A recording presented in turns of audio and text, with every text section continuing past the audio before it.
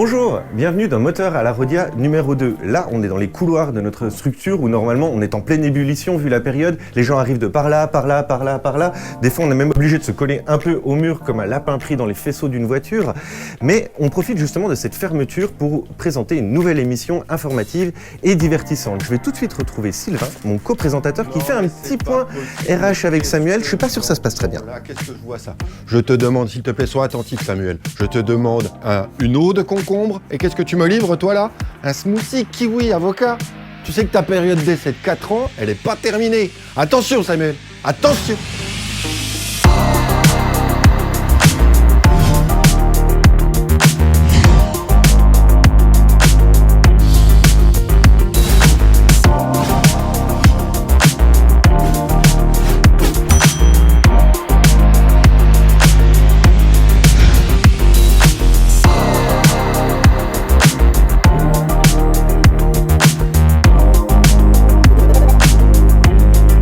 Pour ce deuxième numéro de Moteur à la Rodia, on aura une discussion autour de la programmation en 2021, donc Sylvain va nous dévoiler les secrets. On aura aussi la diffusion du clip de M-Block, les captations en live à la Rodia de Mindid et de Jack and the Birdie Fisherman, un reportage sur la session live à genoux mais pas couché dans les cafés-concerts byzantins, et bien sûr le match, le choc, le jeu présenté par Antoine de Sparce. Pour ce deuxième volet des Dessous de la Rodia, nous avons décidé de laisser la parole aux professionnels de la programmation et de la diffusion musicale. Tous ces nouveaux médias permettent aux artistes de tout poil, en quelques clics, de pouvoir diffuser leurs clips, leurs titres, et pourquoi pas avoir une chaîne par le biais de YouTube. C'est pas forcément évident pour un programmateur de faire le tri entre tout ça. Est-ce qu'un artiste est plus valable qu'un autre? On leur posera la question. Nous avons invité sur le plateau 3 artistes franc-comtois qui nous parleront brièvement de leur actualité et nous expliqueront comment eux, de leur côté, ils utilisent ces nouveaux médias. Est-ce que la finalité aujourd'hui est toujours faire du live, du concert, rencontrer son public? Et juste avant cette discussion, on part en reportage rétrospective autour de la session live à genoux mais pas couché. On se retrouve juste après pour la discussion. On est parti en reportage dans quelques cafés-concerts pour les sessions vidéo à genoux mais pas couché en novembre dernier. On a filmé les artistes locaux dans des bars forcément vides, mais on a aussi profité pour recueillir la parole des cafetiers pour qu'ils s'expriment sur leur rapport qu'a la musique live pour leur lieu. Alors les cafetiers, vous êtes qui en fait? Salut, nous sommes les frères Petits et bienvenue au bar de Lu. Je m'appelle Sarah Rebout, je fais partie de l'association La Furieuse qui est... Bonjour, c'est Anto, manteau noir, taulier. Je m'appelle Alcyone, je suis gérante du Tandem depuis maintenant 6 ans. Mégane Chevènement, gérante des Passagers du Zinc. Pendant ces interviews, on a vu des tireuses à bière, des bouteilles de sirop Riem qui manifestement approvisionnent tous les rats du coin, mais surtout, on a entendu des gens passionnés pour qui la musique est essentielle dans leur vie et dans leur lieu. La musique pour nous, c'est pas compliqué, c'est juste essentiel à notre raison d'être là aujourd'hui encore. Pour moi, la musique, elle rajoute un peu de piment à la vie quotidienne au Tandem. L'importance de la musique chez nous, c'est surtout qu'on est passionné de musique et du coup on s'était dit en reprenant le bar que ce serait une bonne idée d'organiser des concerts. L'importance de la musique pour le Pixel, elle est comme un peu l'importance de la musique dans nos vies à tous. Hein. On est un collectif, du coup on aime tous la musique, on aime tous des musiques différentes. Mais c'est juste l'ADN, c'est sa raison d'être. Mais pas forcément économiquement. La musique live est essentielle, pas à notre activité, puisqu'elle nous fait perdre de l'argent. La musique live essentielle à notre activité, non, pas spécialement. On a quand même pas mal d'autres choses à côté. Enfin, ça dépend pour qui. Live, dans tous les prévisionnels qu'on a pu faire et tout ça, on ne pouvait pas estimer comment ça marcherait vu que le lieu est petit. Mais là, d'autant plus avec le confinement. La musique live, ouais, elle est essentielle à notre activité. On leur a aussi demandé leurs premiers émois musicaux. Et là, on doit dire qu'on n'imaginait pas forcément les frères Petits du bar de Lu avec le pantalon de... C'est Johnny Craig. Ah, c'est donc pour ça... Malgré l'apparence un peu disgracieuse du personnel. Mais on comprend mieux Mégane des Passagers du Zinc quand on s'aperçoit qu'elle a encore 12 ans actuellement avec les... Spice Girls. Oui, forcément, on s'en doutait. Et sinon? Ma première vibration musicale, c'est Bob Marley. Oh là, stop, y a pas un souci de montage? Est-ce qu'on peut avoir les vraies réponses, s'il vous plaît? Les Doors, les Pink Floyd... Ma première vibration musicale, c'est Bob Marley. Voilà, Funky Family, I Am... Ah voilà, ça me paraît déjà un peu plus clair. Mais sinon, les interviews entières des cafetiers sont à retrouver sur notre site ou notre page YouTube, bien entendu. Et niveau artistes, on avait qui? Eh bien, 5 artistes locaux qui ont joué au milieu des bars des titres souvent adaptés ou des exclus pour l'occasion, dont EDRF qui nous envoie direct au pays des merveilles. J'ai connu la déviance, connu la haine, connu la méfiance, connu la peine. J'ai connu la hantise et pour mon empire, j'ai pas l'impression de trouver ma reine. Bloqué dans ta voiture, tu me regardes dans les yeux, mais y a des choses que je peux pas te donner. T'as tellement changé, je vois que t'es plus la même. Dis-moi pourquoi je devrais te pardonner. Hey, tu comprenais rien, il fallait que je me Victor de Dirty Deep qui n'a fait qu'une seule prise, s'il vous plaît. I only rest, take one.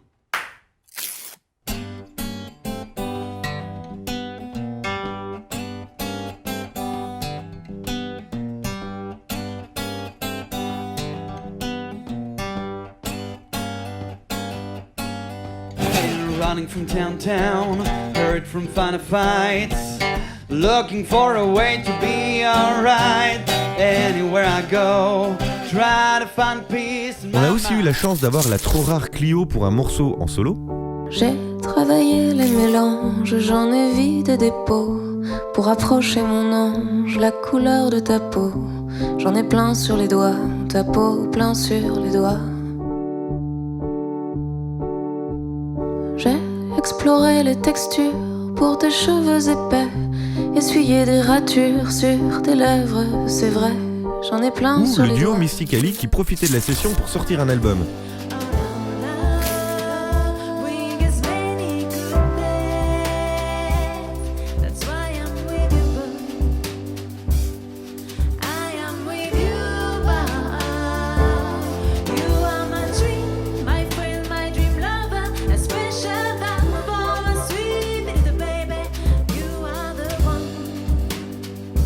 Et on termine avec Altarossa, nouveau groupe de métal bisontin qui nous fait l'honneur de nous dévoiler leur premier titre.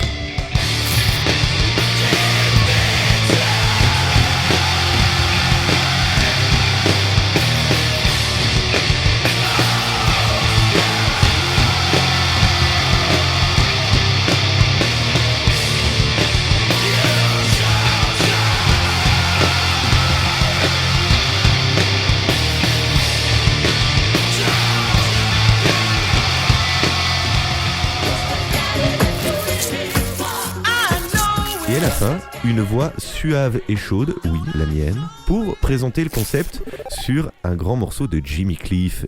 Et ouais, man.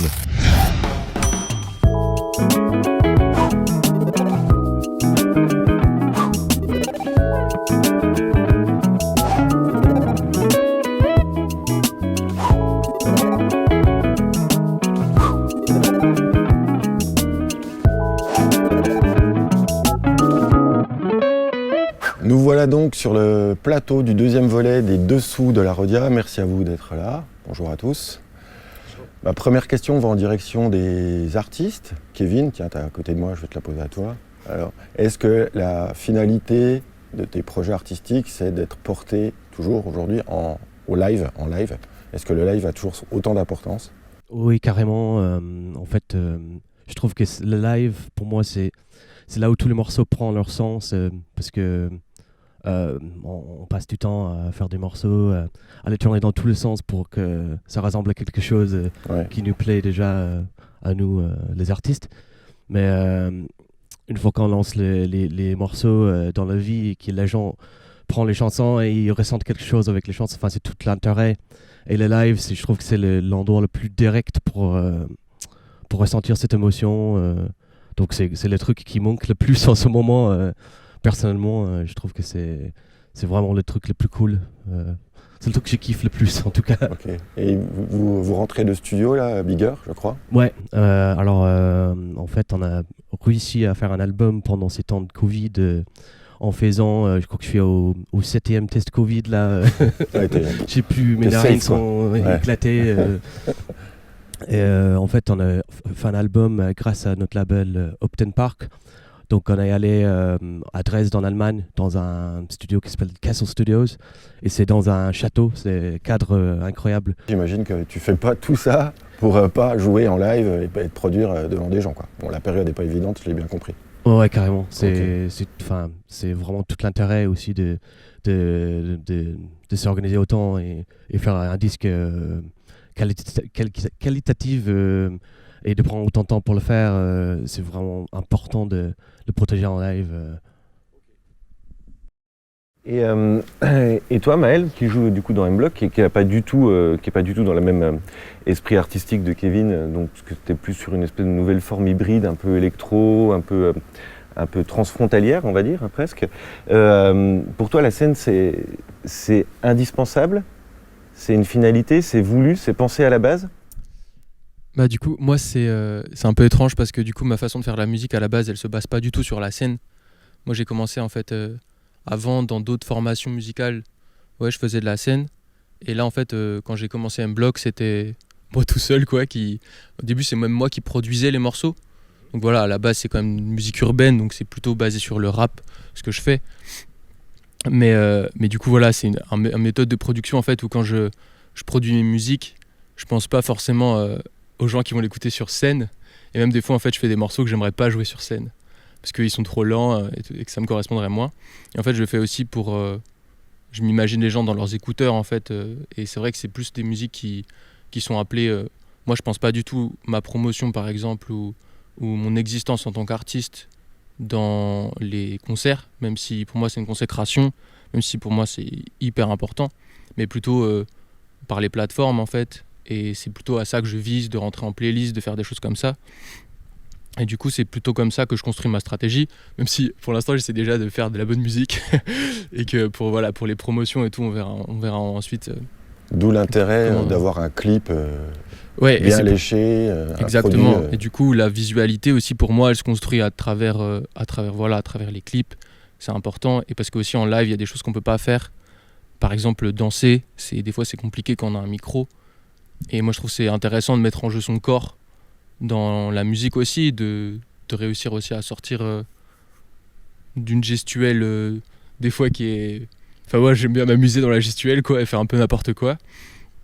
Et du coup les clips pour ça c'est vraiment quelque chose qui permet en fait de rentrer dans un rapport à la mise en scène qui soit pas forcément par le live, mais qui est aussi une forme d'un peu de prédilection aujourd'hui quoi, pour exister dans la musique. Et tu veux dire que du coup, tu as l'impression d'avoir plus de liberté dans un clip que sur scène? Bah ouais, complètement. Ouais. Parce qu'en fait, les clips, il y a un travail, c'est celui de la prestation pendant le tournage, mais il y a surtout un travail de montage. Moi, j'ai déjà monté un clip, et c'est là où le sens se crée, c'est là où en fait, on crée l'histoire qu'on veut et tout ça. Du coup... j'ai l'impression qu'en fait dans le truc du clip, c'est là où on forme son identité en fait, en tant qu'artiste et pas forcément par le live, même si en fait ça peut être aussi une manière de faire les choses. Et voilà, en tout cas moi quand je fais de la musique, je pense plutôt aux gens qui vont l'écouter dans leurs écouteurs, dans le métro ou dans le bus quoi, où ils vont se dire ah ouais putain, quoi cette vie de merde, j'ai envie de tout niquer, voilà. Okay. C'est un peu plutôt ça. Enfin, c'est vrai que moi ça se construit moins dans l'idée de faire du live, même si j'ai très très envie de faire du live et que je serai très très content quand ça va arriver parce que ça va aussi me forcer à produire quelque chose dans la spontanéité. On interrompt la discussion quelques minutes pour vous présenter un artiste fraîchement découvert, M-Block, le titre de son morceau « Je veux tout boire ».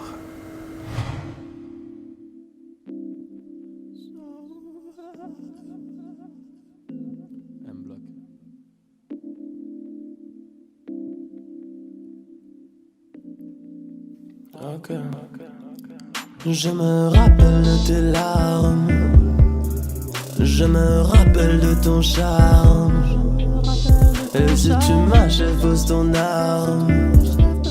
Je veux juste une trêve pour boire ton sexe comme ton âme. Je me rappelle de tes larmes quand je te suce, je veux que tu chantes faux. Je me rappelle de ton charme, de tes rafales sur les fâcheux. Si tu m'achèves, pose ton arme, je sais que tu m'aimeras jusqu'au cachot.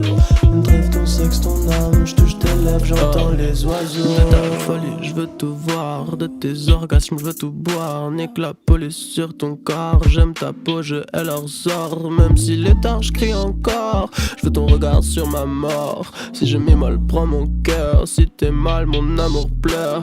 Viens, laisse le pouvoir et enlace ma laideur. Je te lèche avec lenteur. L'horizon est plus noir qu'une vie qu'on efface. On est tous des casseurs. Dans ce bal, on danse plus, on pense juste les balles.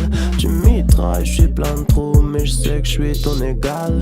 En cavale, ils nous disent vandage. Dans ta cadence, je jouis en transe. Je pense aux galères, mais je fonce, j'ai confiance pour la nôtre, je serai radical.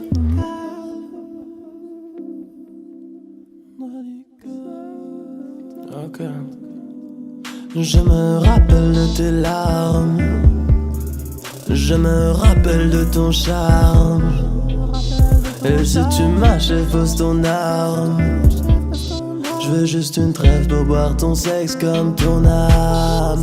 Je me rappelle de tes larmes quand je te suce, je veux que tu chantes faux. Je me rappelle de ton charme, de tes rafales sur les fâches. Si tu m'achèves, pose ton arme, je sais que tu m'aimeras jusqu'au cachot.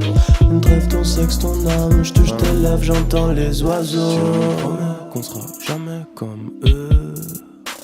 Ouais, j'aime quand tu m'en mets dans les yeux. Ça m'hydrate, ça y est, je me sens un peu mieux. Mais je sais que derrière ta joie, ton cœur est furieux. Au fond, tu rêves de faire sauter tout ce qui est précieux pour ces messieurs. T'as essuyé trop de larmes, maintenant se battre n'est plus un jeu. Après le feu, l'incendie, on veut leur sang sans leurs adieux. Quitte à crever, on s'acharne, ce qu'on entame est un truc sérieux.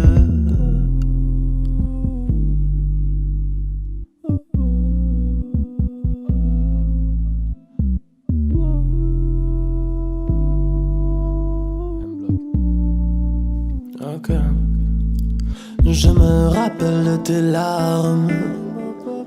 Je me rappelle de ton charme.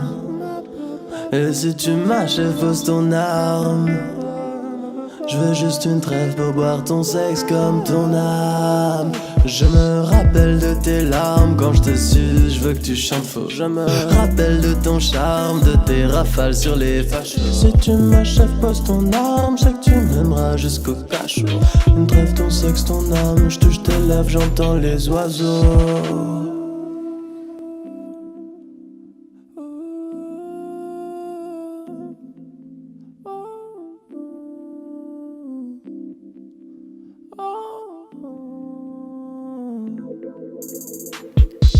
Aucune colère ne justifie qu'on s'attaque à un policier, à un gendarme, qu'on dégrade un commerce ou un bâtiment public. Quand la violence se déchaîne, la liberté cesse.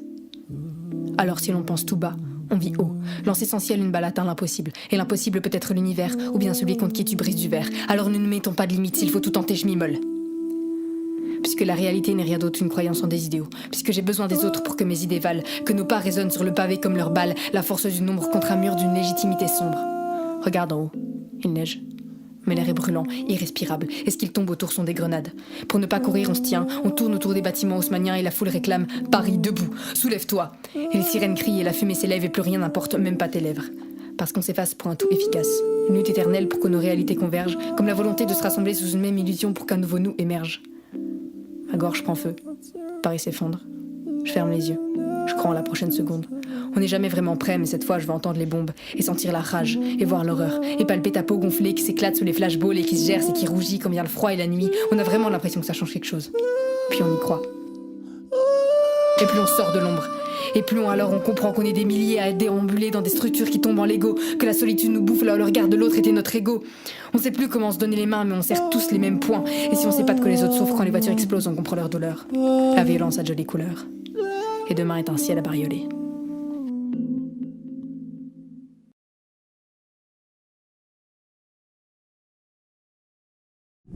Et du coup, tu penses qu'en live, c'est plus complexe de faire passer tout ça, puisque sur scène, tu es quoi? Tu es seul avec un producteur, un mec aux machines? Ouais, c'est ça. J'ai même pas encore travaillé avec quelqu'un vraiment aux machines, avec un live Ableton bien et tout. Là, pour l'instant, ça va être assez simple et ça va être juste une performance, moi en fait, de réussir à occuper l'espace seul. Je pense que c'est un défi assez intense, quoi. Mais voilà, j'ai même personne qui fait les bacs pour l'instant. Après, peut-être ça viendra ensuite. J'ai aussi des amis que j'aimerais bien inviter pour danser, par exemple, ou des choses comme ça, parfois. Mais voilà, ce sera un autre défi, en fait, la scène, du coup. Et c'est un défi qui arrive vite. Oui, on l'espère. Hugo, toi aussi, pareil, la scène, c'est indispensable dans ta création, dans ta vie d'artiste. Tu y penses? En fait, moi, c'est super intéressant parce que j'ai l'avis complètement contraire au tien. C'est-à-dire que moi, je fais une musique, mais ton avis est très louable, c'est pas le contraire, mais moi, je fais une musique que j'écoute même pas chez moi, en fait. Ce style de musique-là, jamais dans mon salon, je me mettrais, encore moins mes morceaux, mais un style comme ça. C'est vraiment un style pour la scène, pour moi, quoi. Ce qui m'a donné envie de faire de la musique comme ça, c'est Justice, Daft Punk, des trucs comme ça. Pour le dance floor en fait, pour le côté défouloir. C'est ça, le côté. J'écoute pas ça chez moi, quoi. Et la musique électronique, c'est vraiment un procédé musical, c'est pas vraiment un genre pour moi. Hein. C'est vraiment un moyen de dire ce qu'on veut dire. Et pour moi, c'est un truc qui se dit que sur scène, quoi. Je sors des morceaux, voilà, parce qu'il faut, on peut pas exister, surtout en ce moment, que sur scène. Et encore moins sans avoir la possibilité de créer quelque chose de grand quand on n'a pas les moyens ou pas. Et donc du coup, la scène pour moi, c'est ce qui donne absolument tout le sens au style de musique que j'essaye de faire, quoi. Et du coup, si je vais plus loin, pour toi, c'est important de jouer de la musique devant des gens, mais est-ce que c'est important qu'ils te voient ? C'est-à-dire qu'ils me voient moi en tant que personne, tu vois ? Voilà, est-ce que c'est important, par exemple, qu'il y ait un rapport frontal, que tu sois sur scène avec un gros show light, ou alors on te met dans un coin comme une cabine DJ dans un club, par exemple, et ça a toujours autant de sens pour toi ? Ouais, complètement. Pour moi, c'est la musique qui existe sur scène, c'est pas moi, quoi. C'est le show. C'est pour ça que c'est aussi compliqué quand on n'a pas... Bon, c'est pas une question de moyens, mais je veux dire, quand il n'y a pas un gros show light, c'est toujours compliqué pour moi de regarder, je parle pas du mien, mais de regarder un concert électronique comme ça. Parce que, par exemple, moi, les DJ sets, etc., j'ai du mal avec ça parce que pour moi, la performance artistique, c'est toute la scène qui joue, soit c'est le groupe qui joue. Mais l'entre-deux, il est très très flou pour moi, donc c'est vraiment pas du tout important qu'on me voit sur scène. Et d'ailleurs, dans le show qu'on essaye de monter, on me voit pas beaucoup sur scène en fait. Là, je m'adresse à toi, Kevin. On voit en tant que personne qui travaille dans une salle de concert que les formats de chansons ont plutôt tendance quand même à vachement se réduire. On voit qu'il y a des nouveaux artistes, des fois on suit des gens pour qui la scène, c'est pas très important d'ailleurs, et qui font des clips de 2 minutes 30, ce genre de trucs. Est-ce que vous, en tant que bigger, en tant que musicien de rock, vous avez tendance à vous dire, en fait, on va faire des titres plus courts, pas forcément pour qu'ils soient plus catchy, mais pour que le temps d'attention du clip, par exemple, soit maintenu, etc. Est-ce que vous vous posez ces questions-là quand vous écrivez ou quand vous enregistrez ? Les questions se posent carrément parce que on est quand même dans une époque où, comme tu dis, tout va de plus en plus vite et les gens, il faut accrocher tout de suite les gens et tout ça dans les premières, je sais pas maintenant. Avant on disait c'est les premières 30 secondes qui fait que les gens ils écoutent une chanson jusqu'au bout. Maintenant je pense que c'est les premières 3 secondes. Ouais.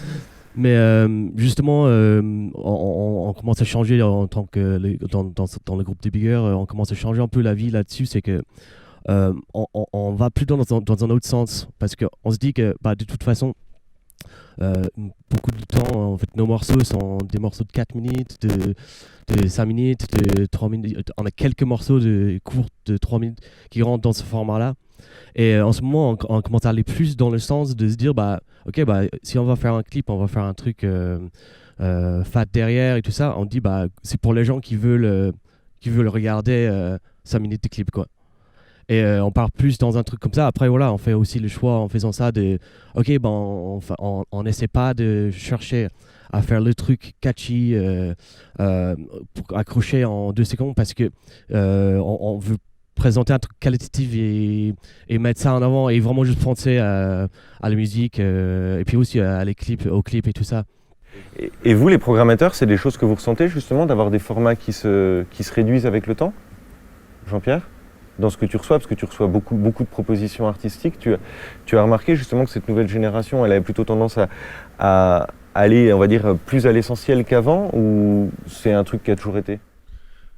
Disons que sur les codes, les formats, les styles, tout ça, c'est des choses que nous, on va recevoir via des propositions d'artistes en direct ou avec des agents qui vont essayer en gros de nous convaincre de programmer des artistes. Mmh.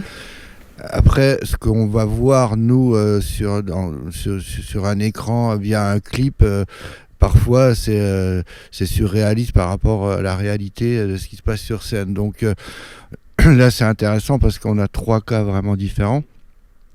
Et j'ai envie de dire, dans le premier cas du groupe de rock classique où on sait qu'avant tout c'est des groupes de scène, donc ça va être un peu l'inverse peut-être de projets plus rap ou électro, parce que en fait les gars ils sont obligés de retranscrire dans leurs clips quelque chose qu'ils ont déjà travaillé sur scène, parce qu'à la base le rock c'est avant tout une musique de scène, on va dire.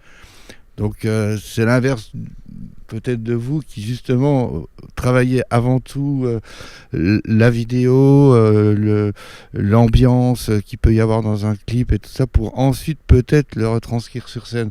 Et c'est là que nous, des fois, on se fait avoir quelque part parce que on va voir un truc super en clip, on imagine qu'en live c'est génial, alors qu'en fait vous n'êtes pas du tout préparé à ça. Et puis on peut avoir des grosses déceptions et peut-être qu'il faut effectivement que vous, avant de vous lancer sur la scène, vous réfléchissiez bien à ça pour bien travailler, pour pas vous griller trop rapidement, quoi. Donc, Et du coup, comment on fait quand on est programmateur justement pour sentir le truc qui est pas clair, quoi. Là, ça a l'air super beau, c'est tout bien propre et puis au final, c'est pétard mouillé, quoi. Ça vous est déjà arrivé, enfin Jean-Pierre oui pour le coup, Karim, pour qu'on puisse d'avoir des déceptions, c'est difficile parce que comme disait Tico, on est vraiment sur une approche via un support. Et effectivement, pour programmer un artiste, c'est très important, comme disait Tico, de le voir en amont sur un événement professionnel, sur un événement autre, avant de nous prendre le risque, parce que c'est nous qui assurons la légitimité entre guillemets de la proposition artistique d'un événement, que ça soit un événement en salle ou un festival. Donc nous, ça nous rassure aussi. On est un peu les garants de ce travail entre la proposition qu'on reçoit et le vrai travail de live. Mais bon, c'est vrai que c'est un format propre aux nouvelles générations, hein, parce que moi, personnellement, un morceau, faut qu'il fasse 3 minutes, voilà, faut qu'il y ait une ambiance. Et maintenant, c'est vrai que ça pose plus de problème de faire des morceaux très synthétiques, de faire passer l'information tout de suite avec un couplet, un refrain, boum, c'est fini, on passe à autre chose. Alors moi, il me fallait vraiment un temps de macération pour savoir si c'était bon ou pas, quoi. Vraiment, c'est le message qui prime, des fois, et la musique, elle passe, je trouve, parfois un peu en second plan. Je ne sais pas si vous êtes d'accord avec ça. Ajouter à cela l'image, je te rejoins entièrement. Aujourd'hui, avant, il y avait la chanson, on écoutait le titre, donc uniquement avec nos oreilles, et maintenant j'ai envie de dire qu'on l'écoute avec nos yeux et que les 3 premières secondes de la cover, elle veut aussi dire beaucoup de choses. La cover, que ça soit de l'album, maintenant il faut faire des covers du titre, du single qui sort sur les plateformes de streaming. Enfin, les choses ont évolué dans ce sens-là. Est-ce que c'est bien ou pas, je sais pas. Mais... Et toi Mathieu, ton ressenti par rapport à ça? Alors, parce que ton festival, le festival dans lequel tu programmes est hyper éclectique, on est vraiment sur tous les styles différents. Tu arrives à avoir des différences entre les styles ou tu sens que c'est quelque chose qui est plutôt général? Non, il y a des vraies différences entre les styles, c'est évident, hein.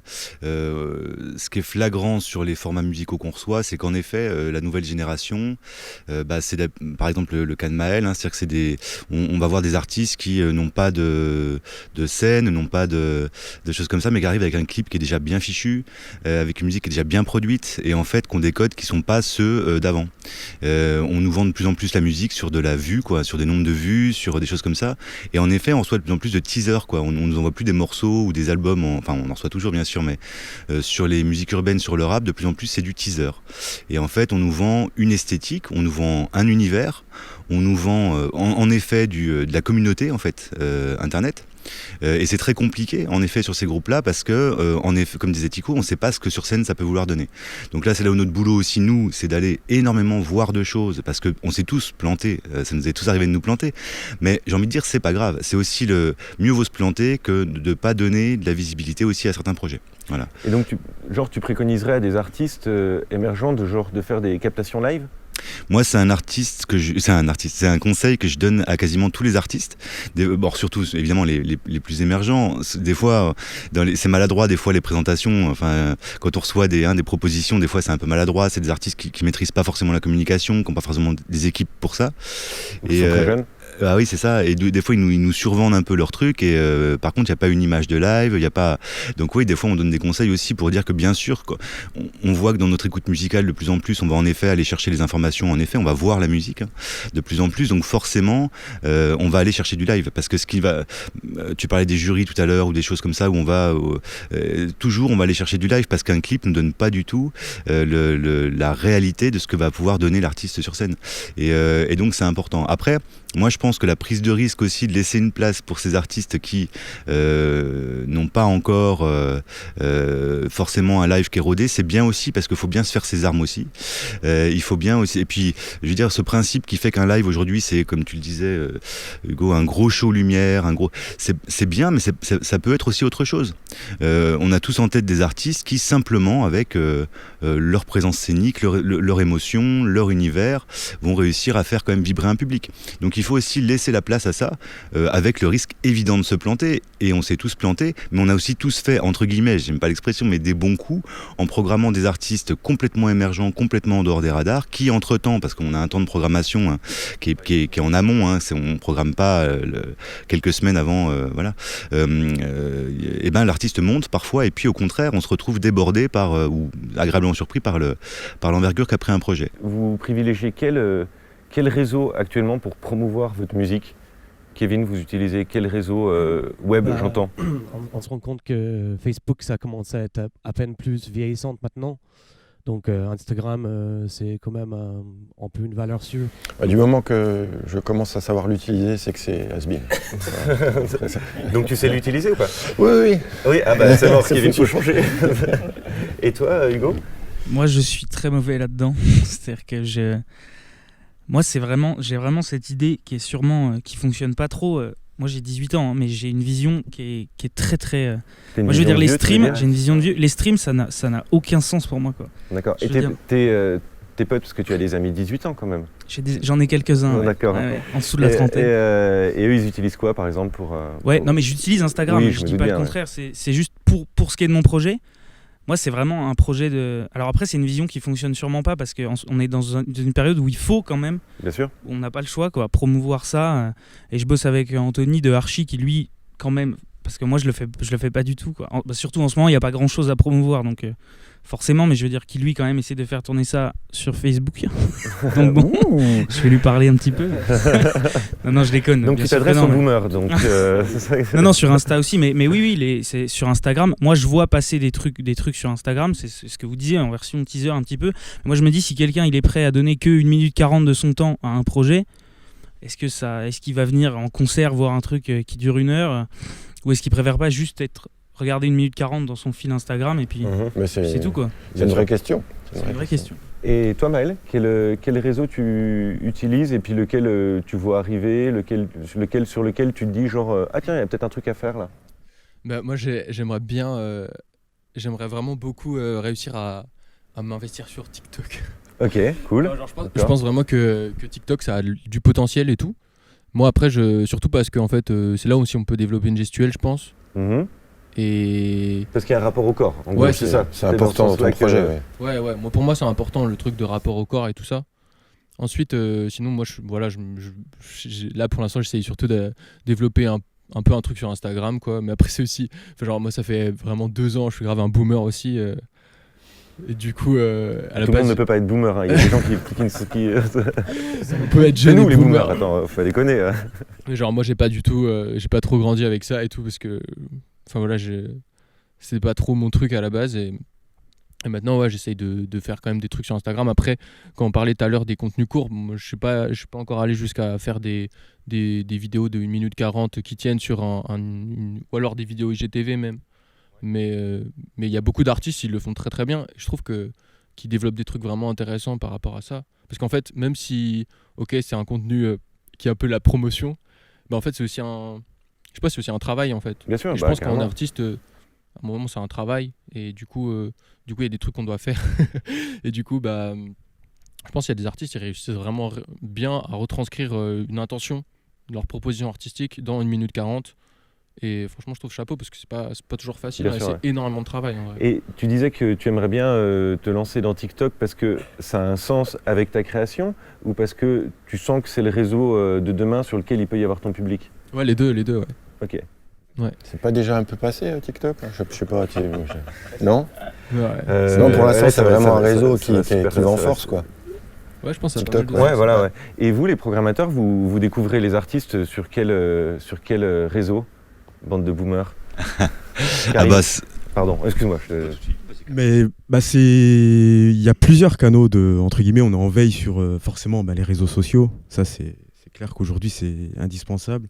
Les plateformes de streaming, on se laisse un peu guider. D'accord, mais lequel toi, le matin, quand tu arrives au bureau, sur lequel réseau, principalement, tu as découvert, on va dire, les derniers trucs que vous avez produits il n'y en a pas vraiment un qui se dégage. C'est vraiment une globalité entre le réseau. Ça peut être des discussions qu'on a eues des fois avec Tico. Tiens, t'as regardé ce groupe-là, une découverte en festival où moi je viens voir un autre groupe et je tombe sur quelque chose que j'adore. Et du coup, j'ai envie de continuer l'aventure derrière, ou en tout cas de travailler avec ces gens-là. Les réseaux sociaux, c'est plutôt C'est plutôt un tout. Ouais, c'est un tout qui fait que, et je trouve que c'est encore une fois une richesse et que on peut avoir des bonnes surprises. D'où l'importance de laisser de la place à la découverte, que ce soit sur les premières parties ou en festival. Vraiment, c'est quelque chose qu'il faut entretenir dans nos métiers. Et voilà, il n'y a pas de solution parfaite, il n'y a pas ce réseau-là. Non, mais c'était vraiment pour avoir ton expérience. Ouais, genre, si par exemple un artiste t'envoie une vidéo sur TikTok ou un clip sur TikTok, tu peux le lire ? Ouais, carrément. Instagram, TikTok. On est sur TikTok, on est sur Thriller, on est sur tous les réseaux. Oui, forcément, oui. Et toi, Mathieu ? Alors j'ai pas TikTok, non, mais c'est une vraie question. Je pense qu'en effet que je vais aller sur TikTok, pas par intérêt personnel, ni pour faire des vidéos de moi en train de danser. Ce serait dommage. Même si j'ai un petit talent là-dedans. Il faut bien reconnaître. Mais en effet, parce qu'en effet, c'est une forme aujourd'hui. C'est comme Instagram à un moment. Tout le monde. Enfin, pour moi, ça m'a paru évident d'aller sur Instagram. Bon, y a le côté personnel, mais il y a le côté évidemment découverte. On voit aujourd'hui les réseaux sociaux. Facebook est un réseau social. Je dis que c'est l'EHPAD des réseaux sociaux, Facebook. Et en fait, on voit très bien certains groupes. Sur les jeunes générations, ils ont, 3000 followers sur Facebook, puis ils en ont 50 000, 60 000 sur Instagram. Donc on voit très bien que ça se déplace. Et en effet, sur TikTok, on a des formes qui sont encore complètement différentes. Après, moi, je me méfie quand même un petit peu des réseaux sociaux.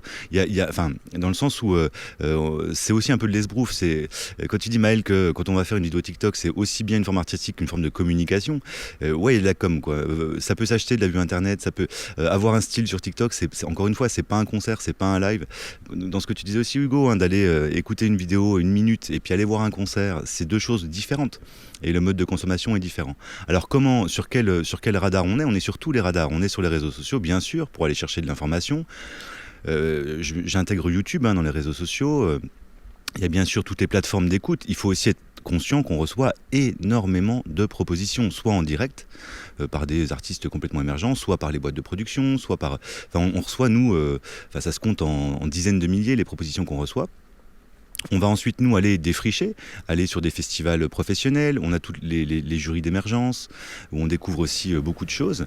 Et puis ensuite... le défrichage aussi entre vous ? Comme toi, tout à l'heure, tu disais, j'appelle Tico, ou Tico m'appelle. Et puis ensuite, il y a bien sûr les discussions qu'on a entre programmateurs, mais pas que. Les discussions qu'on a avec mes filles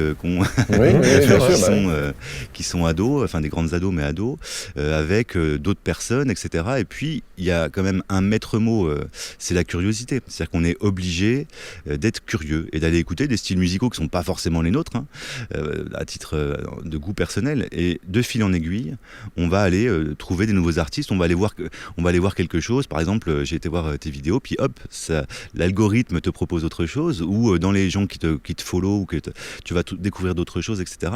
Et du coup, on voit, on a le maillage qui va se faire, et puis on va pouvoir repérer des choses. La vraie difficulté, en fait, elle est sur le volume. Voilà, on a aujourd'hui une production qui est pharaonique, quoi. Voilà, c'est ça la difficulté.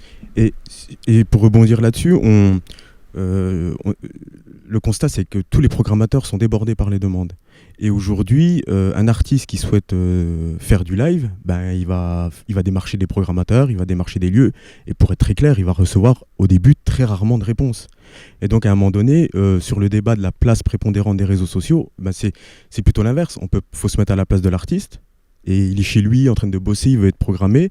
Il ne reçoit pas trop de réponses, il a les réseaux sociaux, il en a pour 5 minutes à créer un compte, il balance son contenu, c'est normal qu'il fasse ça.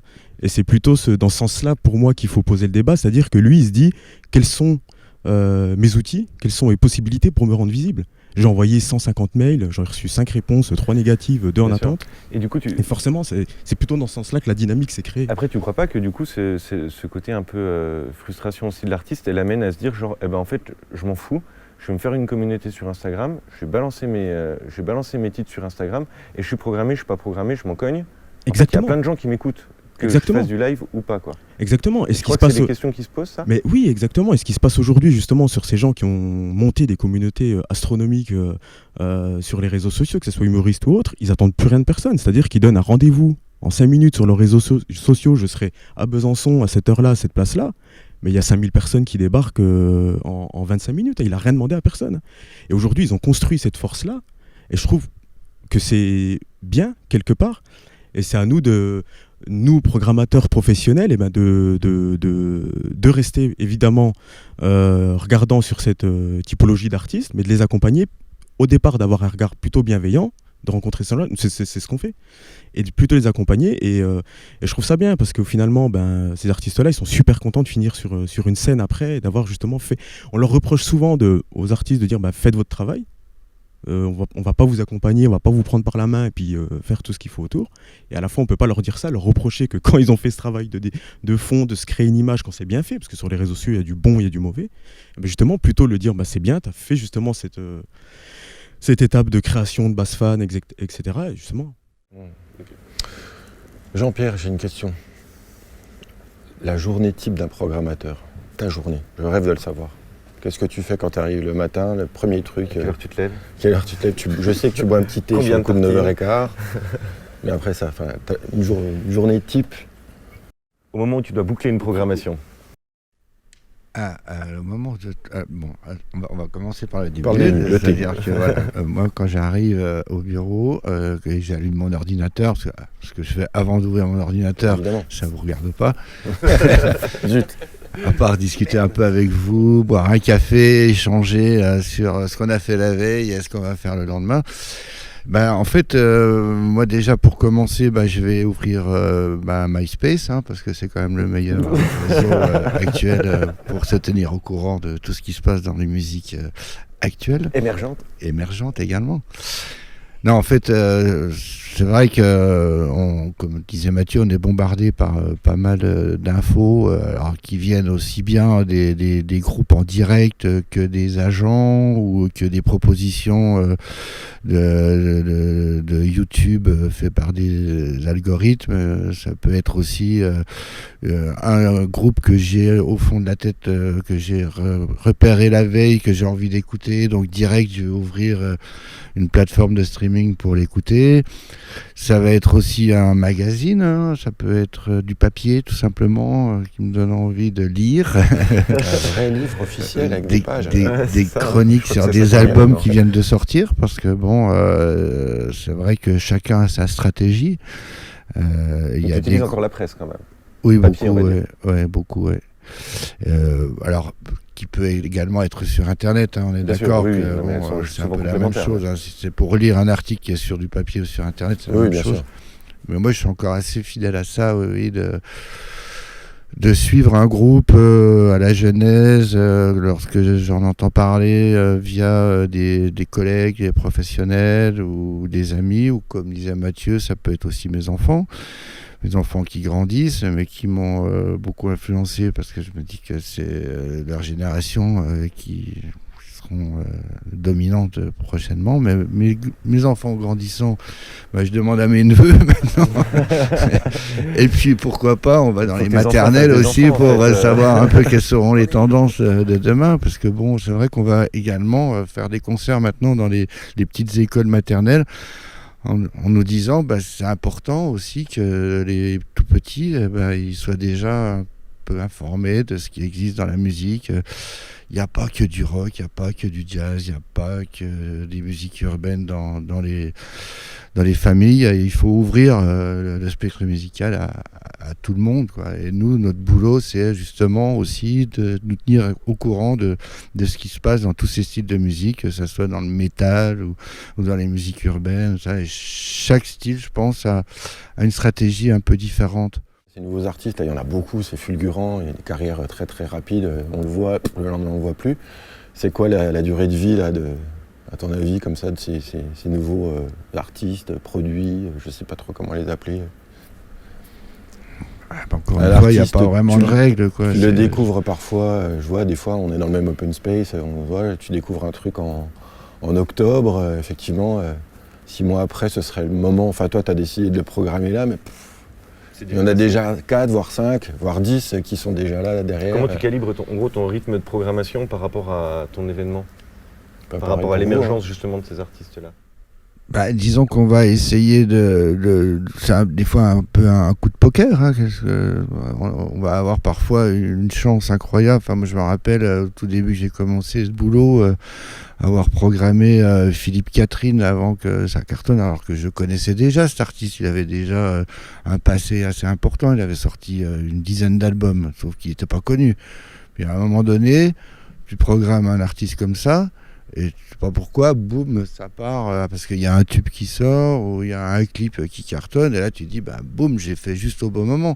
Sauf que, par contre, on a fait une fois Stromae, à la fin de son premier album, dans la grande salle, on s'est planté sur Stromae. Tu te dis, mais comment c'est possible? Autant d'affiches pour un concert, je crois, que pour Stromae, sans déconner. Absolument. 600 énormes affiches à et on s'est dit, c'est la fin de sa carrière, ça marche plus. Alors que c'était la fin d'un premier album. Ouais, c'est ça. Sauf que quand il a sorti le deuxième, c'est remonté, mais maintenant, tout le monde connaît le succès. On a fait Justice également au tout début, à l'époque, on travaillait au cylindre, on n'a pas rempli le cylindre. On a fait 200 personnes. Mais t'étais pas né, Hugo, c'est normal. Alors que 6 mois après, le projet, il faisait des plus grands festivals et des zéniths.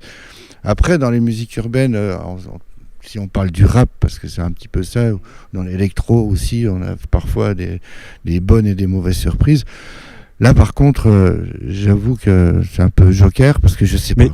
Moi, je rejoins Tico entièrement, c'est-à-dire que tout le monde dit c'est fulgurant le succès, mais qui va creuser derrière si l'artiste en question, ça fait 10 ans qu'il trime et qu'il a sorti 4 EP. Oui, non, c'est juste. Nous, on se posait la question par rapport au succès public de l'artiste, à se dire, genre, est-ce que des fois, comme quand tu fais un événement, comme toi, par exemple, vous travaillez sur la programmation du Festival de la Paille, est-ce que tu t'es déjà dit, genre, le Festival de la Paille, donc ça a lieu fin juillet, est-ce que tu t'es déjà dit, genre, il y a un artiste fulgurant fin octobre, mais en fait, il va être dans le feu du truc au mois de décembre. Est-ce que, en gros, fin juillet, c'est pas trop tard pour le faire, vu que les émergences d'artistes, ou les carrières d'artistes, d'albums, elles sont de plus en plus courtes? Est-ce que vous avez déjà posé cette question? Vu que derrière, il y en a d'autres qui proposent sensiblement la même chose, qui veulent aussi... Alors, cette question-là, je pense à l'instant T, elle est valable uniquement sur l'urbain, où il y a cette profusion instantanée, où un single devient un tube, et finalement on a même assisté à des concerts où le public venait voir un tube, et le concert dure 1h30, personne bouge limite pendant 1 heure, le tube arrive, là c'est la folie, limite l'artiste il pourrait jouer 45 minutes le même tube, les gens seraient contents. Ça, c'est quelque chose qu'on a plusieurs fois le même tube. Hein. Ouais. Et ça c'est quelque chose qu'on a vécu, c'est une temporalité pour moi qui est en train de changer, c'est pour ça que, comme disait Tico, il n'y a pas de règles, c'est vraiment des tendances. On était sur une phase du tube et on programmait cet artiste parce que voilà, il y avait une demande. Et je suis assez content parce que j'ai l'impression que ces derniers temps, on revient un peu plus sur le format album. Moi, j'ai des gros coups de cœur là, dernièrement, Ben Mazué, où c'est l'album qui a été primé, Dinos. En musique urbaine, c'est une pépite, je vous conseille d'écouter Dinos si vous l'avez pas encore fait. Et sur la temporalité de programmation, nous, de base, il y a 2 choses. Il y a la programmation en salle et la programmation festival, pour revenir à la question. C'est très compliqué de répondre. Comme disait Tico, l'artiste il est au-dessus de la vague au mois d'octobre, entre guillemets. Et nous, c'est pour ça qu'on va essayer d'aller creuser son historique, d'aller écouter l'album. C'est notre avis de mélomane, de se dire, voilà, il a fait un premier titre qui est fort, il y en a des autres qui vont sortir. On essaye de prendre des informations sur sa visibilité presse, sur les prochains projets artistiques qui vont sortir. Et comme ça a été dit tout à l'heure, il reste une part de risque, quoi. Jusqu'à le voir 6 mois après. Et entre-temps, il y en aura peut-être... 3 autres qui seront sortis. Nous, on est plutôt dans le pari, justement, de se dire, voilà, cet artiste-là va continuer à grandir et on va l'accueillir avec plaisir. Et c'est d'ailleurs très compliqué là, depuis 1 an, parce que, avec cette crise qui n'en finit pas, on se retrouve justement avec des artistes qu'on a programmés il y a 1 an, et qu'on n'a toujours pas fait jouer. Donc pour ces il va y avoir plus tous ceux qui vont arriver. Maxi report. Et donc nous, dans nos salles, c'est bien particulier parce que c'est un concert par soirée avec une première partie ou un plateau de 3 groupes. Mais imaginez les festivals qui sont obligés de reporter leur programmation de l'année dernière parce que vis-à-vis des artistes, c'est normal aussi qu'on les refasse jouer l'édition suivante. Mais est-ce que ça marchera toujours, cet artiste-là, quoi? C'est la grande question. Mathieu, est-ce qu'une programmation doit forcément être dans l'air du temps? Pour être rentable. Qu'est-ce qu'on dit de ça? Ah, c'est compliqué. Je pense que ça dépend vraiment du type de festival, du type de structure. Il y a une vraie question. Si je prends l'exemple des SMAC, je travaille pas en SMAC, mais forcément je m'intéresse aussi à ça. On reproche très souvent en ce moment au SMAC justement d'être un peu des boomers, de pas avoir le radar à musique urbaine, de pas en programmer assez, de faire trop de place au rock, de faire trop de place à ceci ou à cela. Je suis pas sûr de ça. D'une part parce que déjà les formes musicales, on l'a vu, elles réclament pas forcément déjà à jouer sur une scène de SMAC, mais aussi parce que en fait on a le droit d'avoir une couleur, on a le droit d'avoir en fait une intention, un message qui est pas celui forcément de courir après l'air du temps. Si on court après l'air du temps, on programme ce qui est le plus streamé en France et puis fin de l'histoire. Donc non, bien sûr, on doit. Je pense qu'on. C'est une recette de cuisine. On va évidemment mettre des choses où on sait que ça va plaire au public et on va être dans l'air du temps. Évidemment, on va en mettre. Faut pas se. C'est aussi ça qui va nous garantir d'avoir une base de public qui va venir. Et donc une rentabilité. Bah ouais. Ce qui n'empêche pas d'avoir une exigence de qualité. En revanche, je pense qu'on a une mission sacrée, mais de toute façon, je pense qu'on fait ce métier pour ça, qui est celui de vouloir proposer des choses qui nous paraissent vraiment intéressantes. Et forcément, dans ces cas-là, on n'est pas dans l'air du temps. Peut-être que ce qu'on propose deviendra dans l'air du temps, mais on n'est pas forcément dans l'air du temps. Donc je dirais que c'est un petit peu un mélange. Dans la recette de comment on fait un festival, en tout cas le festival Rencontre et Racines, c'est le cas, mais même dans les autres programmations que j'ai pu faire avant de reprendre le festival, c'était le cas. Il y avait vraiment une exigence d'être très très éclectique dans les propositions, mais surtout aussi de proposer des choses qui étaient hors des sentiers, hors des clous, voilà. Et aussi de programmer des fois des choses dans des endroits qui n'étaient pas faits pour, ou confronter un public à un type d'artiste qui ne s'attendrait pas à voir. Et ça crée vraiment une ouverture d'esprit qui n'est pas une fracture du crâne, et qui en général, franchement, fait moi je trouve des miracles vraiment intéressants. Donc être dans l'air du temps, oui, nous programmateurs, on doit être toujours dans l'air du temps, c'est-à-dire toujours se écouter en permanence. Nos oreilles, il faut aussi les habituer des fois à des formes musicales qui sont pas auxquelles on n'est pas né avec, on n'est pas voilà. Donc nous on doit être dans l'air du temps, mais notre programmation, pas forcément. Et quand tu programmes, il y a une part de Mathieu dans la programmation ou tu restes vraiment, tu regardes genre un peu baromètre Alors en fait, il y a forcément une part personnelle, mais en fait, elle est assez minime. La part personnelle, elle va se retrouver sur justement de l'émergence, de la découverte, des petits coups de cœur, un coup de cœur qu'on va réussir à placer en fait. Mais on est dans une logique où on a, c'est quand même des machines qui ont certaines règles du jeu, avec certains artistes à certaines horaires, sur certains types de scènes. Et donc dans ce canevas qui est vite rempli, il y a très peu de créneaux en fait où on peut entre guillemets se faire plaisir, voilà. Des fois ça colle, on se fait plaisir, les choses, voilà, le hasard fait bien les choses, mais peut-être là où il peut y avoir aussi une part personnelle, c'est dans la prise de risque, par exemple de mettre un artiste qui est peut-être encore assez émergent ou entre deux sur une scène A plutôt que sur une scène B, ou voilà, prendre des risques comme ça, voilà, faire des coups de poker aussi sur certains artistes où on n'est pas sûr que ça marchera, voilà. Mais c'est pas forcément du goût personnel, c'est plus une prise de risque, voilà. C'est plus une attitude. Moins évidente qu'à une époque peut-être, la prise de risque.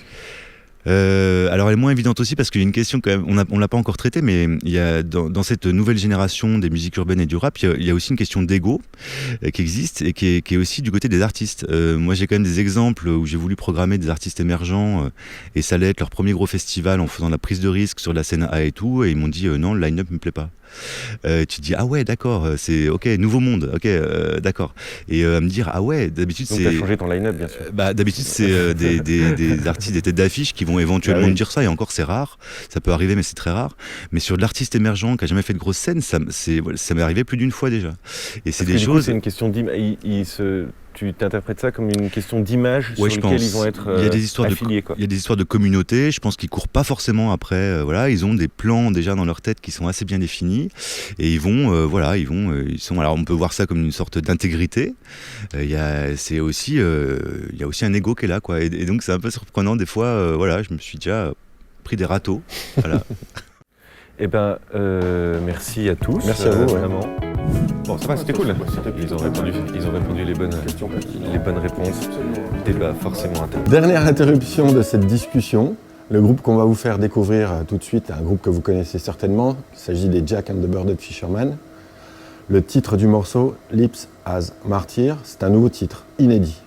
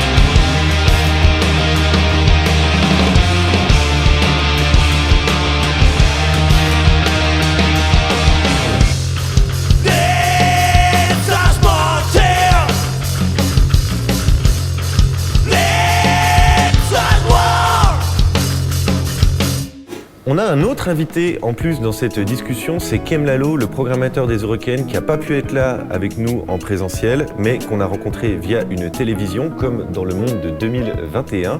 C'est tout de suite, c'est maintenant, c'est la suite de la discussion Les Dessous de la Rhodia.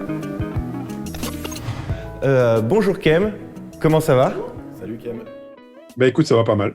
Comment tu arrives à synchroniser tes timings de programmation par rapport aux phénomènes musicaux qu'on voit émergents hyper rapides? Je pense notamment à ce qu'on appelle la musique urbaine. Toi qui fais un événement justement qui a lieu une fois par an, où du coup tu dois faire ta programmation vraiment très très en amont, comment tu fais pour arriver à synchroniser justement ton événement par rapport à ces phénomènes-là? Bah écoute, j'essaye de... Forcément, on essaie de coller au maximum à l'actualité, ce qui n'est pas forcément évident, effectivement, parce qu'on doit quand même lancer notre programmation vachement à l'avance. Donc, on se laisse, quand on fait la programmation, on commence toujours par faire les têtes d'affiche. où là, les têtes d'affiche, soit c'est effectivement des nouvelles têtes d'affiche qui arrivent, mais il n'y en a pas tant que ça qui peut prétendre à un statut de tête d'affiche, ou alors c'est des têtes d'affiche déjà connues qui arrivent avec un nouvel album, quelque chose de nouveau, voilà, où on sait très bien que de toute manière, ils vont pas, si c'est un groupe de métal, il fera pas du zouk sur le prochain album, même si on l'a pas écouté. Donc on y va. Et puis après arrive ce qu'on appelle les groupes middle, et après les groupes plus découvertes. Et sur les groupes plus découvertes, là on essaie de se garder quand même jusqu'au dernier moment de l'annonce de la programmation, qui généralement dans une année normale a lieu, on va dire plutôt vers la mi-fin mars. On essaie de se garder des créneaux pour coller à l'actualité et avoir les derniers petits trucs du moment pour ne pas rater un artiste qui va exploser l'été suivant. Donc ça veut dire beaucoup de recherche, beaucoup d'écoute, aller voir beaucoup de groupes en live quand on pouvait encore le faire, quoi. C'est pour ça que j'allais d'ailleurs à un festival, là je parle plus pour des découvertes internationales, un festival à Austin qui s'appelle South by Southwest, qui avait lieu mi-mars, qui était vraiment pile poil juste avant que je boucle ma programmation. Donc j'arrivais à ramener encore 3 ou 4 groupes de là-bas qui étaient vraiment des groupes inconnus, comme l'ont pu être quand j'ai découvert là-bas par exemple Gossip ou Arctic Monkeys ou Franz Ferdinand par exemple. Et donc tu as la possibilité de te déplacer quand c'est possible pour aller découvrir ces artistes. Mais quel autre moyen s'offre à toi pour trouver les artistes manquants à ta programmation? Est-ce que tu utilises les réseaux sociaux? Est-ce que c'est le bouche à oreille? Vous parlez entre professionnels? Comment tu complètes ta programmation? Un peu tout ce que tu as dit, quoi, grosso modo. C'est-à-dire que j'ai aussi bien des propositions qui me viennent par des tourneurs, par les tourneurs des artistes. J'écoute beaucoup de choses, je fouine, je lis beaucoup de choses. Effectivement, quand tu passes, tu regardes une vidéo d'un artiste, on te renvoie sur une autre. Quand tu écoutes un morceau en streaming, on dit tiens, si tu aimes ça, tu pourras peut-être aimer ça. Donc c'est de la recherche perpétuelle.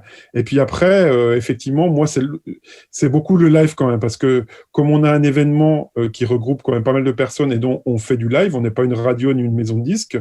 Donc nous, c'est important de voir ce que donne le groupe sur scène. La plus petite scène des Eurocaines, je le rappelle, c'est quand même une scène qui peut accueillir 5000 personnes, 5000 spectateurs. Donc c'est pas toujours évident de se projeter quand tu vois un groupe dans un club de 150 places, de te dire tiens, est-ce que ce groupe-là il va pouvoir tenir il va pouvoir le faire devant 5000 personnes. Donc c'est pour ça d'aller les voir sur scène, ça te donne quand même une idée, et tu te dis ouais, eux, ils sont mûrs pour y aller, ou alors on va peut-être attendre encore un an avant de les envoyer, quoi. Et après au niveau des groupes découvertes, ça nous est arrivé de programmer aux Eurocaines des groupes pas signés, qui n'avaient même pas sorti d'album ni rien du tout, parce que c'était un coup de cœur live justement, quoi. Et du coup, si je vais plus loin, là, on est en période vraiment, du coup, il n'y a pas de musique live, où le clip a pris une place prépondérante, où le streaming a pris une place prépondérante. Du coup, tu imaginerais programmer des groupes que tu n'as jamais vus sur scène ou qui n'ont jamais fait de scène? Oui. Alors après, je généralise un peu, ça m'arrive. Ça m'arrive parce qu'il y a des groupes, soit tu n'as pas l'occasion de les voir parce que tu as un vrai coup de cœur à l'écoute, machin, tu regardes un petit peu des lives sur YouTube ou sur d'autres plateformes, ou que les agents ou le management du groupe t'ont envoyé. Mais il y a des fois des groupes, effectivement, que je découvre, que j'ai pas l'occasion de les voir parce que soit ils n'ont jamais joué en Europe, soit ils n'ont jamais beaucoup joué et j'ai pas eu l'occasion de les voir dans tel ou tel festival ou dans tel ou tel club. Donc j'y vais un peu sur la foi de ce que je vois, ou alors de recommandations qu'on m'a dit aussi. On m'a dit, j'ai quelques amis qui sont situés à Londres, qui sont situés à New York, qui sont situés dans quelques points stratégiques, on va dire, qui m'informent aussi, qui sont des fans de musique, qui vont voir beaucoup de choses et qui me disent, oh putain, j'ai vu tel groupe là la semaine dernière, essaie de t'y intéresser, franchement c'est de la bombe, voilà. Donc voilà, mais autant que possible, j'essaie d'aller voir les groupes sur scène. Donc il y a une prise de risque que tu oses prendre. Notre métier, c'est aussi pas mal de prise de risque, quoi. C'est un assemblage qui fait que c'est de la prise de risque, c'est une mayonnaise à monter, d'autant plus qu'on a un festival généraliste, donc il faut que la mayonnaise elle prenne. C'est pas comme quand tu as un festival de métal comme le Hellfest, où tu sais que si tu as tous les bons groupes, entre guillemets, de métal, hardcore, punk, machin, la mayonnaise, elle prendra. Nous, on passe du hip-hop à la chanson française, en passant par le métal pour aller sur la musique électronique. Donc, c'est pas sûr que la mayonnaise complète, elle prenne. C'est un peu plus difficile, je dirais, quoi. Tu penses que ta personnalité propre, Kem, programmateur des Euroc, influe sur la prog générale des Eurocaines, où tu essayes de coller au mieux et d'avoir un panel plus large pour contenter le plus grand nombre? Tu arrives à faire la différence? Alors oui, forcément, elle colle un petit peu. Il y a des groupes que je ramène, que je vais fouiner parce que c'est un peu plus ma came à la base. Même si je me suis vraiment ouvert musicalement depuis maintenant longtemps, j'ai quand même un background qui est plutôt rock, punk, metal, noise. Voilà, c'est mon background. Donc forcément, ça influe un petit peu sur quelques programmations que je vais faire. Mais depuis maintenant... ça fait quand même plus de 25 ans que je fais de la programmation. Avant, les Eurocaines, c'était le Noumatrouf. Et je me suis ouvert les oreilles, quoi. Quand je suis arrivé au Noumatrouf, je peux dire que j'écoutais pas de reggae, j'en écoute pas beaucoup toujours non plus, mais j'en écoute quand même un peu.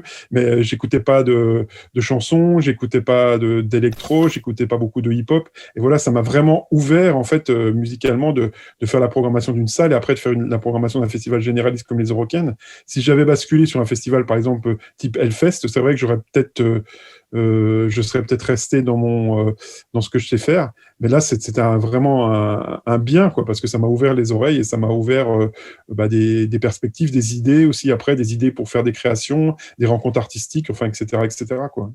Pour toi, c'est encore important le pédigré d'un artiste. Justement, on parlait de background, de ce qu'il a fait avant, avec qui il a collaboré avant, etc.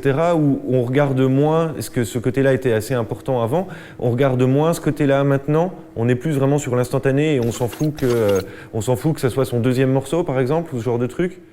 C'est un peu des deux finalement, parce que je te donnerai un exemple d'un artiste, c'est surtout dans la scène urbaine d'ailleurs, où ça va très très vite, dans la scène urbaine et dans la scène électronique. Alors là, je passe plus de la dance music, où ça va vraiment très très vite, c'est-à-dire que tu programmes un artiste par exemple en octobre qui est au sommet, tu vois, qui est en train de tout cartonner, et ça vient juste quand il arrive chez nous l'été prochain, et ben il est déjà, ça intéresse déjà plus grand monde, quoi. C'est assez, c'est pas forcément évident. C'est pour ça quand je te disais, on attend des fois le dernier moment on se laisse des cases jusqu'au dernier moment, c'est pour coller vraiment à l'actualité. Parce que ça va tellement vite qu'il faut arriver à suivre, et je t'avoue que des fois, moi, j'ai du mal à suivre. C'est pour ça que je suis programmateur, c'est moi qui prends les décisions, tu vois, mais je suis entouré aussi, c'est-à-dire que j'ai des gens dans l'équipe, il y a un jeune qui travaille avec nous qui s'appelle Anthony, qui travaille plus au merchandising, billetterie, tout ça, etc., qui est branché à fond dans le hip-hop, nouvelles tendances, etc. Donc je discute beaucoup avec lui pour avoir un petit peu des idées, parce que ça va tellement vite qu'il faut que je sois un petit peu aidé quelque part, quoi. Et puis après, comme je disais, j'ai des contacts un peu partout de gens qui m'alertent de choses, à qui je discute pas mal aussi avec les maisons de disques pour savoir un petit peu quelles vont être leurs nouveautés, qui m'envoient du nouveau son. Mais c'est vrai que c'est pas évident à suivre, quoi. Puis après, aussi, je te cache pas que des fois, il y a des trucs où je suis un peu, pas largué, mais des fois, il y a des choses qui ne me parlent pas. Je vais écouter quelque chose, ça me parle pas, et en fait, le petit jeune à côté de moi va me dire non, mais insiste, parce que ça, c'est le nouveau truc du moment, tu vois. Il faut que tu insistes, tu réécoutes quand même un peu, parce que je te jure que les gosses, en ce moment, ils sont red dingues de ça, et persévèrent un peu là-dedans, quoi. Donc, c'est sûr que c'est... Quand tu parlais de mes goûts au départ, c'est sûr que mes goûts, des fois, peuvent ressortir. Je vais peut-être plus aimer le hip-hop rugueux que le hip-hop R&B, tu vois, mais j'essaie de faire fi de tout ça, quoi. Dans ces phénomènes émergents hyper rapides, tu t'es déjà dit, genre, quand un artiste proposait, on va dire, un deuxième EP, un deuxième album, etc., genre, je vais utiliser la force et le levier des Eurocaines pour le booster, même si je vois que, on va dire, en nombre de... Je fais exprès de faire un peu l'avocat du diable, même si on voit qu'en chiffre YouTube, par exemple, il est beaucoup moins présent qu'avant.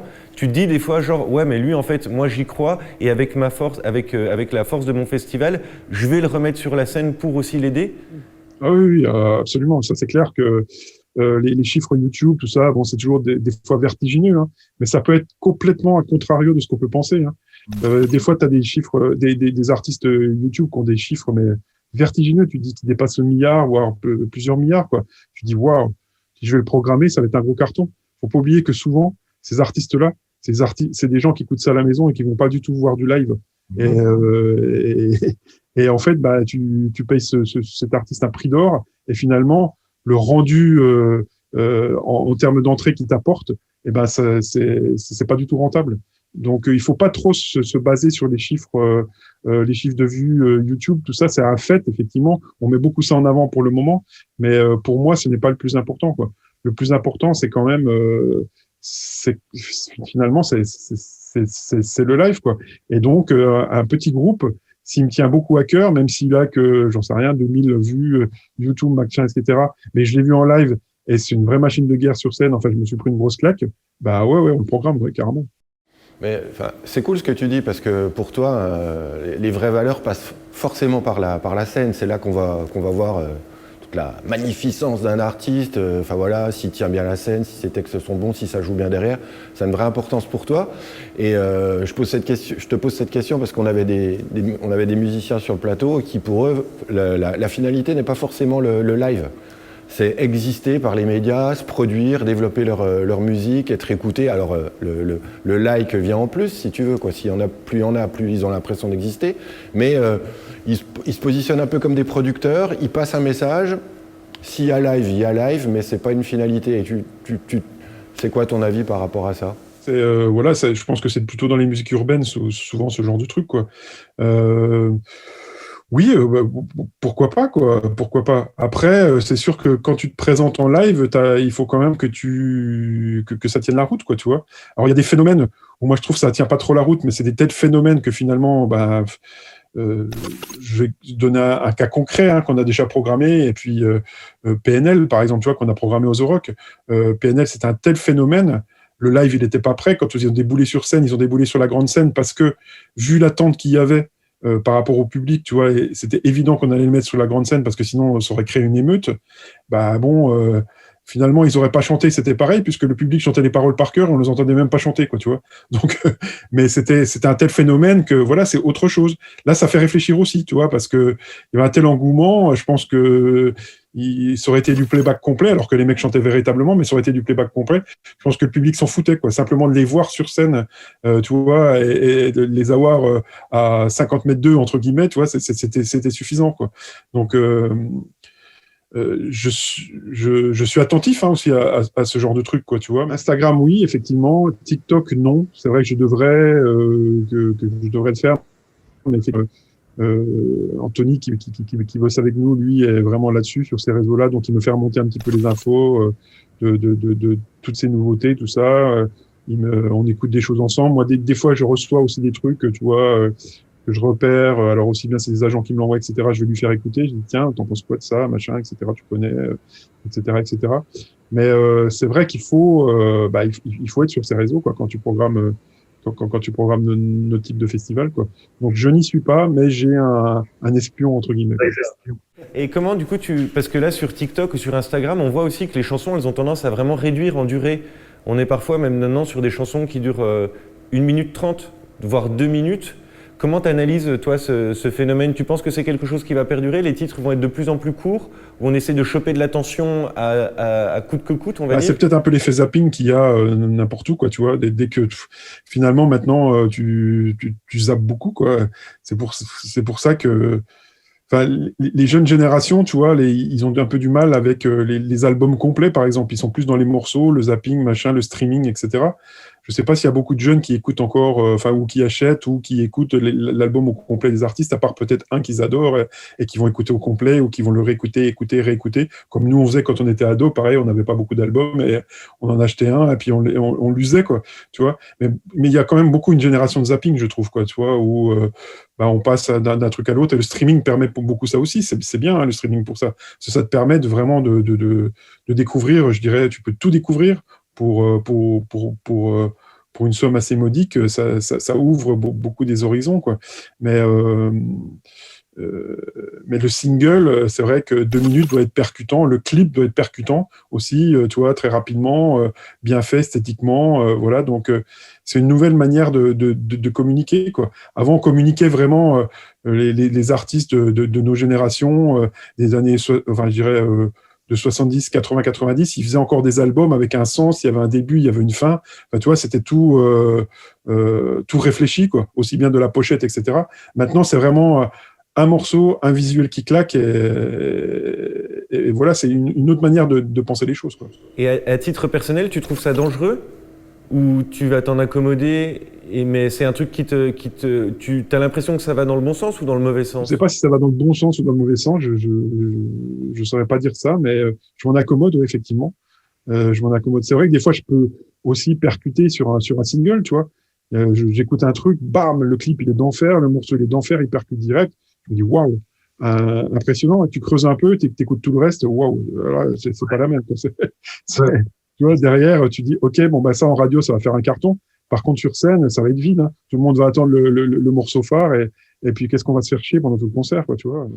Après, ce qui est vraiment dangereux des fois avec ce type dangereux, je sais pas si le mot est peut-être un peu fort, mais c'est vrai qu'il y a le single qui est canardé partout, que tu écoutes, qui est super, et du coup, en fait, pour moi, un single, c'est l'amorce d'un album ou d'un EP ou quelque chose derrière, tu vois. Et des fois, c'est juste un single, quoi. C'est un single et il y a rien d'autre derrière. Alors, ça doit pas vraiment être évident en tant que programmateur de se contenter juste de ça pour l'intégrer à ta prog. T'as raison, c'est sûr, hein, mais des fois, t'as des groupes aussi où il y a 10 singles, hein, j'exagère un peu, mais tu te rends compte que t'écoutes le premier, tu dis, waouh, quelle claque, t'en écoutes un deuxième, waouh, t'écoutes le troisième, waouh, tu dis, ah ouais, quand même. Là. Et après, t'as aussi des groupes qui arrivent à transcender ça sur scène, parce qu'ils ont un single, mais derrière, t'as des morceaux qui sont moyens, machin, mais ils vont avoir un excellent groupe derrière, ça va jouer, le mec, il est fort sur scène, tu vois, c'est une bête de scène, on va dire, je sais pas, un chanteur hyper charismatique, tu vois, avec une présence scénique forte, bah, tu es embarqué par le truc et ça va le faire sur scène, quoi. Ça le fera peut-être moins sur disque. C'est vrai que des fois aussi, on est surpris. C'est pour ça que le live, encore une fois, est important. Tu peux avoir un album moyen et puis un groupe qui défonce tout sur scène, quoi. Donc, encore une fois, le live fait la différence. Ça, c'est cool. Pour moi, ce que je fais, oui. Ouais. Donc moi, pour programmer les Eurocaines, oui, le live fait la différence, forcément. Parce que sinon, si je programmais, je sais pas, une radio bip ou j'en sais rien, ben là, je serais peut-être plus attentif à effectivement le son, tu vois, juste le son, et pas forcément d'aller voir le groupe en live. À la limite, ce sera juste pour me dire, tiens, j'ai bien aimé ça, je vais aller le voir en live, mais c'est pas pareil, quoi, tu vois. Tu passes rarement du live à la radio, ça arrive encore un peu, mais très rarement. Tu passes quand même les singles, il faut que ce soit percutant, quoi. Tu crois que les nouvelles générations qui arrivent, je parle de ceux qui ont 15 ans actuellement, justement, qui auront baigné dans le streaming tout le temps, ils auront autant envie que la génération d'avant de voir des artistes en live? Tu crois que le spectacle vivant, musicalement, il aura autant de force qu'il a pu avoir? Ouais, carrément. Non, mais c'est clair que les gens ont envie de voir des artistes en live quand même, parce que il y a la dimension de proche d'eux, tu vois, de les voir. Je pense que le live a encore des belles années je pense que ça va encore cartonner pendant des années, quoi. Tu vois, j'espère qu'on va nous autoriser à en refaire bientôt, parce que ça manque. Mais effectivement, les gens ont vraiment envie de voir les groupes en live. Je pense que on voit le nombre de festivals qu'il y a partout, de nouveaux festivals qui arrivent, nouvelles salles de spectacle en France, partout, etc. Ça cartonne quand même. Pour la plupart, ça marche. Il y a du monde. Regarde à la Rodia, ça marche aussi fort, quoi, tu vois. Donc, non, les gens ont vraiment envie de live. En plus, dans une salle comme la vôtre, ce qui est pas mal aussi, c'est que tu as un côté proximité, tu vois. Les artistes, tu les vois vraiment de tout près. Tu les vois peut-être aussi un peu avant tout le monde parce qu'il y a beaucoup de découvertes. Il n'y a pas que ça, mais il y a aussi de la découverte. Tu peux le voir dans le club, etc. Ben voilà, nous, après, ça passe à un autre échelon. Tu peux voir des groupes avec une grosse production derrière, des fois un gros spectacle, qui ne sont pas, comme je disais avant, il y a aussi des groupes qui ont une grosse production, mais qui accompagnent une musique forte, hein, tu vois. Mais là, ça devient tout un ensemble. Ils ne sont pas que du cache-misère, quoi, tu vois. Donc c'est aussi, je sais pas, de voir ça en live, c'est quand même, ça te donne des frissons, quoi. Que tu peux avoir à l'écoute d'un morceau quand tu es sur ta chaîne IFI, mais en live, c'est quand même encore autre chose, quoi. Ok. Merci. On interrompt de nouveau cette fantastique discussion autour de la programmation avec une captation live du groupe Mindit. C'était en novembre dernier à la Rodia et le morceau s'appelle Empty.